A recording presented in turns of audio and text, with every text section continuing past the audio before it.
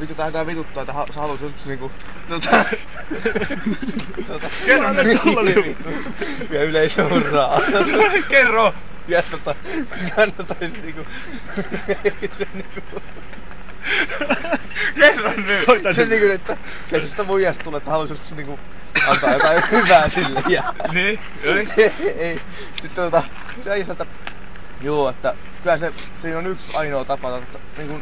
Panet muijas, niin siinä pitää olla niinku... Ei, siinä pitää olla vieressä toi neekeri heiluttamassa pyyhettä. No vittu hän koittaa ja lähti menee sitä ja sitten palkkas neekeri heiluttaa pyyhettä sängyn peudalle, kun se panee sitä muijaansa. Vittu, se heilutti sen neekeri ja ei saada, se muija ei tullut ja perkele ja sit se sanoi se neekeri rupesi nauraa sille äijälle, et ei vittu, et sä pysty mihinkään. Ja susta satana hanskan rasvaksi jätkä. No, kelahti se äijä sanoi, että no vittu tuu itse koittaa, että anna se pyyhet tänne.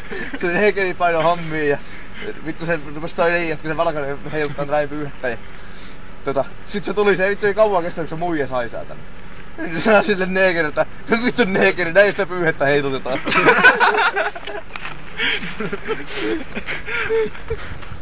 Niin jos sä kuvailit täällä. Sä kuvailit täällä.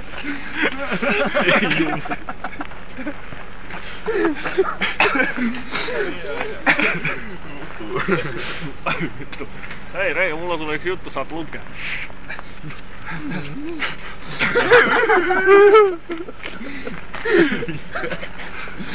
Leipä linjalla. Tätä ei näytetä sitten kyllä kellekään. YouTubessa! Huomenna YouTubessa! Ei porukka sanoo taivot, tiedätkö mitään. Mä katsoin sitä ja jätkä nauraa yhtään selittää. Pyhen vitsi. Siinä. Luepas. Lue ääneen. Ei se pysty lukee sitä ääneen. Lue, koita lukea. Lue ääneen. Pens pyytää palkankorotusta seuraavista syistä. En mä voi lukea, kun toi kamera käy. No lue nyt! Mua hämää toi silmää. Lue nyt!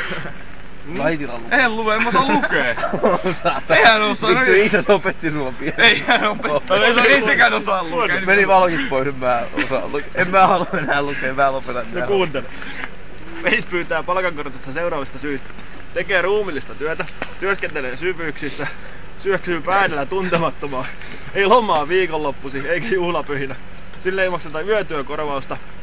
Sen työpaikalla on huono ilmastointi ja se työskentelee korkeassa lämpötiloissa ja sen työ altistaa tartuntataudille. Anomus hylätään. Ei tee yhtään mittaista 8-tuntista työpäivää, nukahtelee työnsä ääreen, ei aina toimi johtoryhmän käskyjen mukaan, ei pysy sille osoitetulla työmaalla, tekee toisinaan firhapeliä muualla, ei ole oma-aloitteinen, sitä on painostettava töihin, jättää työpisteensä sotkuseksi, ei aina noudata turvallisuusmääräyksiä ja eläkkeelle 60-vuotiaana, eikä kykene työhön tuplavuoroissa.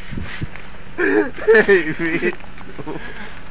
Vittu mä ratkin, mä hajosin töissä, kun mä aloin